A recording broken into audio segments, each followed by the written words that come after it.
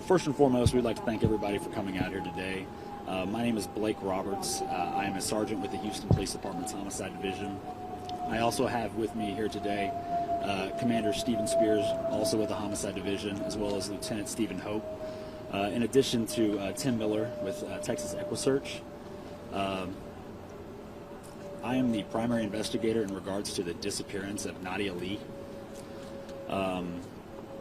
Y'all may already know Nadia is the child of Nancy Reed and Jyron Lee, who were involved in an incident on Tuesday, October 18th at 525 Bay Area Boulevard. This was a homicide investigation, and since then, Jyron Lee has been arrested and he is currently in the Harris County Jail. While continuing this investigation, we received some information that there may be an additional child involved that was missing. We then identified that female as Nadia Lee.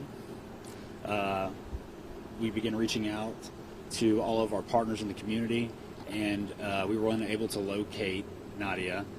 So the investigation was temporarily worked by our Missing Persons Division. At one point, they received information and evidence that there was potential foul play involved. Therefore, the Homicide Division took over the investigation. Since then, we have received information as well as physical evidence and digital forensic evidence to determine there was foul play involved. And at this time, Nadia still has not been located. What kind of evidence have you guys found? So, of course, we can't divulge all the evidence that we have, but we do know that Nadia's last known location, based off of the totality of the evidence that we have, was October 16th, this past Sunday, at approximately 8 p.m. at 331 South Ritchie Street, which is the apartment complex right behind me. Can you confirm that Jyron lives here and that's why you guys are... That is correct, yes. So, is there anything you can clarify as far as, and you can just look at the front, but they had several children, right? So at the Bay Area, they had 2 kids. Is Nadia with Jyron separate from the others? Like, just clarify that for us. The best thing you can. Yes, so at the incident that occurred at Bay Area Boulevard, there were 2 children at the location present when that incident occurred. Those children are now in the custody of another entity. I'm not going to divulge the specifics on that. But those 2 children, at least one of them is a child of both Jyron and Nancy. So were those 2 children like one younger and one older than Nadia? That is correct, yes. And then so Nadia, and how long has Nadia been with Jyron prior to her last? I still don't know the entirety of their relationship, but we obviously know that they have at least 2 children up to the age of almost 3. Is he forthcoming with any information? So initially, he was the individual who did contact the police the night of the incident on Bay Area Boulevard, but since then he has no longer divulged any additional information in regards to her whereabouts. How long had Nadia been under Jyron's custody? While I don't want to divulge the specifics on the custody of the children, it was a short period of time recently, yes.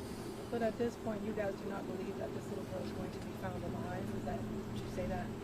I believe on the totality of all the evidence that we have at this point, while we do still have hope that she is found, we do have to put in efforts to search with Tim just to see if we can locate her in any means, by any means. Can you speak at all to any of the evidence you found? You said, some DNA evidence. Can you just speak at all or give us any type of insight into any of that? Of course, when we work these investigations, we process, every aspect of it because, we have a 2-year-old child who's now missing and potentially could have been killed.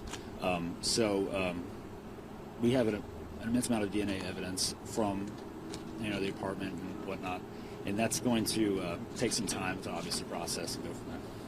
Any surveillance videos showing their comings and goings? Yeah, obviously this is a very active investigation, and we're in the early stages, so we do have detectives continuously looking through surveillance video to get a better understanding of what had happened. There was a storyline that he went out to take the trash out, came back, Nadia wasn't there, and he said, did he give any further details on why he didn't report her missing from Sunday to we're at Thursday? Not specifically, no. So they called police to the hotel motel on Tuesday. That's correct. Police checked it out, said it was okay, and left. Did mom not say, hey, we haven't seen Nadia? So yes, there was a prior calls for service at that location, but there was no claims of any domestic abuse at that location. And there was no calls to this address prior to the 16th or anything, like recently that would... Not to my understanding. Of course, this is Pasadena Police Department's jurisdiction, but I don't know anything that any kind of call that we've got here. And are you familiar, do you know if their argument or their disturbance at Bay Area, like, had any, if the location or whereabouts and the well-being of Nadia was part of that conversation, was maybe the impetus for that disturbance? You know, unfortunately, we're still in the very early stages of this investigation, and the only people that know what had happened are Nancy and Jiren, I'm sorry, and fortunately, he's not divulging that information. Can you talk to us about the search efforts that are going on right now? Absolutely. Tim, you want to talk about that? Just one more quick question. Is this being treated as a homicide investigation or still missing person? This is currently a homicide investigation. Yeah, I got called last night from Sergeant Roberts about the disappearance of a little 2-year-old child. We met with him this morning at HPD Homicide for literally a couple hours, went over just a lot of things that they had. Felt as though this was the area that we needed to start searching. Of course, we was concerned with the bio that was right behind here and some wooded areas and stuff. I think we've checked them as much as we can check them. From now, we're going to continue checking the bio in case something happened in there and something has possibly not floated yet. I don't know whether, you know, I don't want to get too far into investigation either. I don't know whether our timeline is going to take us very far away from here at this time. I know their investigation is, God only knows where we're going to end up.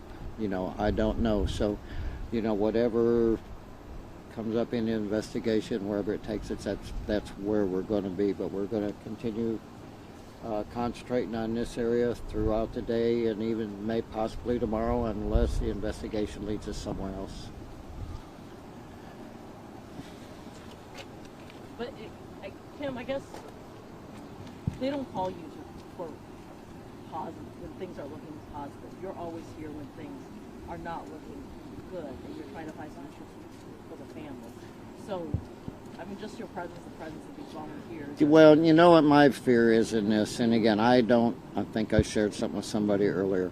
I don't think this is going to have the positive outcome we would like to have. You know, one of my biggest fears is there will not be an outcome, you know. So I think everybody working together, doing the right thing for the right reasons, hopefully we can kind of bring this to a close. And if something has happened to her, of course, the sooner she's located, the better chance there is to be evidence and the cause of death. And so, again, time's not on our side, but again, I think we're all working together for the same reason. And I don't think any of us expect that happy ending. We do believe in miracles, and it would certainly take a miracle to get her back alive right now. So since this is now a homicide investigation on a missing persons investigation, do you expect that additional charges could be filed against Jiren? Of course, at some point, additional charges could be filed if Nadia's located and we establish more evidence. But you said you found evidence inside his home that is leading this to not be a missing person investigation, but a homicide investigation now. Yes. So we still have to, the evidence that we collected, we still have to process it, but at some point, yes, it could lead to additional charges against. Any more questions?